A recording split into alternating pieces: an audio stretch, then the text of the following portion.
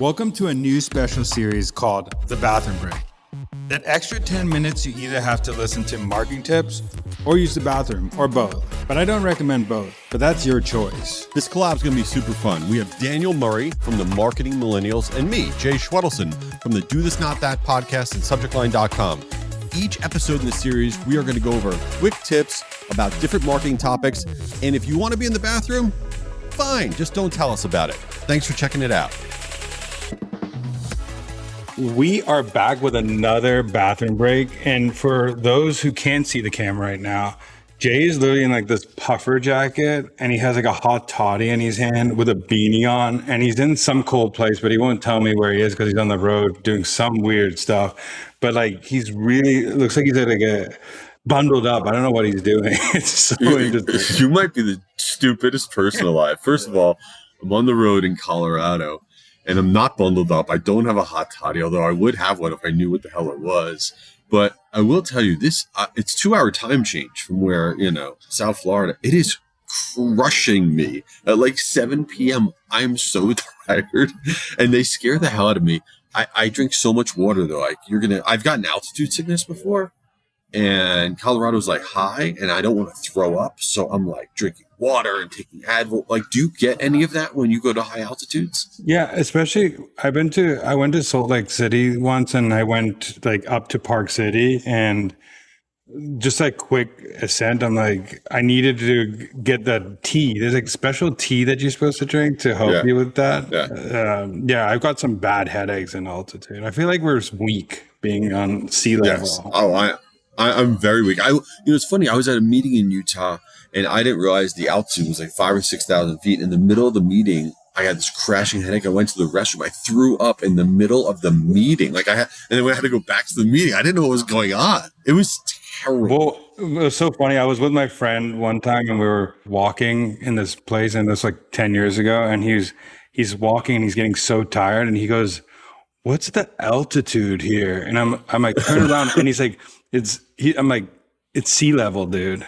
He was just like sweating because he was just so tired. There's an ocean behind him, and he's like, he thought he was an idiot. I was dying. That's amazing.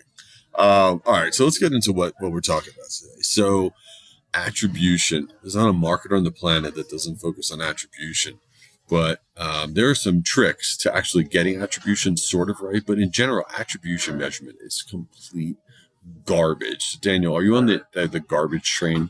Yeah, I think I've always said this, and I've been a marketing ops person before I decided to like go full content and social, but I always said attribution should be seen as like a compass where you directionally can find some answers, but don't use it as like a GPS. And a lot of people use it as I need to turn right, turn left, turn this way, turn that way to get to my destination because that's what attribution is telling me. And I think that is the wrong way to use. Directionally, it could tell you these channels might be doing better than this channel, but I don't think people who use it just as the roadmap it's the wrong thing to do.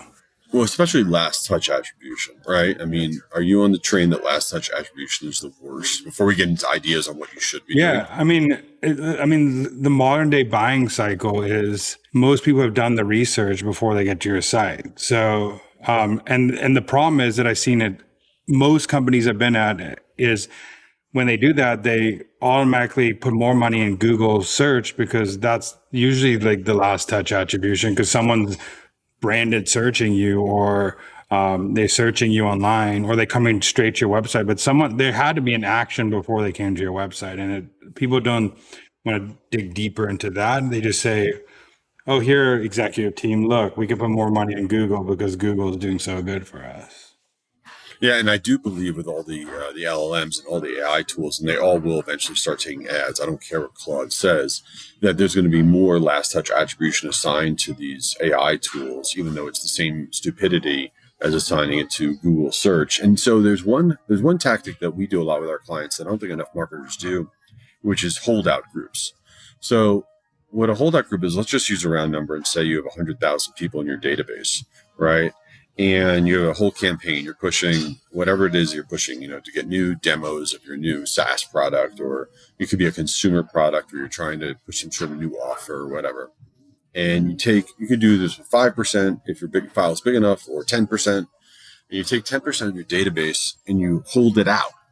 You don't allow it to get any of the emails. You don't allow it to be used for retargeting or remarketing. You do the best that you can to have those 10% to not be exposed to any of the media that you are aggressively pushing out there. And then what you do is, after the campaign concludes, and you take all of your net new customers that you've gotten, you could do it over a window of time. So say, okay, I'm going to take all the customers we got, 30 days post the end of the campaign, and all the customers we got during the campaign, and then you match it back to your complete database, right? And you say, okay, the people that we marketed to versus the holdout group, what was the actual lift that we got by doing the marketing, or was there no lift? Did our marketing have absolutely no impact because the holdout group performed exactly the same? And the delta between your holdout group and the people you marketed to is your real performance. Now, it's not an exact science. There's a lot of moving parts there, whatever, but it does give you a much better view on how effective your marketing is. I don't think enough people do that. Yeah, I think two things that I used to do is, one is geo-based. So what I would do is pick a geo that and just concentrate, let's say, out of home there, or radio there, or connect to TV there, and just see, get a baseline of what it is now and for the last year, and see if there was a lift in that area with doing that one tactic. And if there isn't a lift, you will know, but usually you could tell there should be an incremental branded search lift or some lift.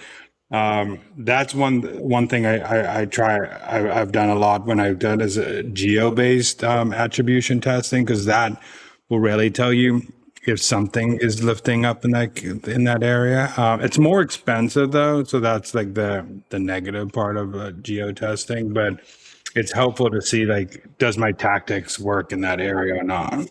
Yeah, and I think just in general, if internally you're assigning a lot of value to one channel, and you're doing multi-channel marketing or multi-platform marketing, that should be your red flag. Wait a minute, we think that we're driving all this on Instagram, but really simultaneously we're running campaigns on Facebook, we're doing email, we're doing this all to the same people. It's silly to just assign complete value to wherever it is that ultimately the person's converting in that last moment. And a lot of people now are going to multi attribution models. They have multi-touch attribution. They have media mix models. They have incrementality testing. They have a bunch of things as zero in on and that's actually a better way to do it, to have multiple things going at one time, because Facebook's a walled garden, Google's a walled garden. They're going to make it look better because that's how you spend more on those platforms. So actually having multiple things going at a time and compare and contrast. But the easiest thing that the easiest thing to do is just add where did you hear about us on your forum? That's a simple thing to just get someone to at least start getting directly. And that's how a lot of people, we used to do that, and we used to get, we heard it in your YouTube channel, we heard it in this, and then we could now invest more into those channels because they're actually telling us where they're hearing us from. So it's not exact science, but it works sometimes. I'm curious about something, since I'm in cold weather right now. Are you an Olympics guy? Are you all in on the Winter Olympics? I am, because it's something I didn't grow up in cold, so it's so interesting to me how good people are on these things, because I know how hard it is to ice skate, and I know how hard it is to ski. And when I see these people going 90 miles an hour, I just think how I would die if I went 1 second off that.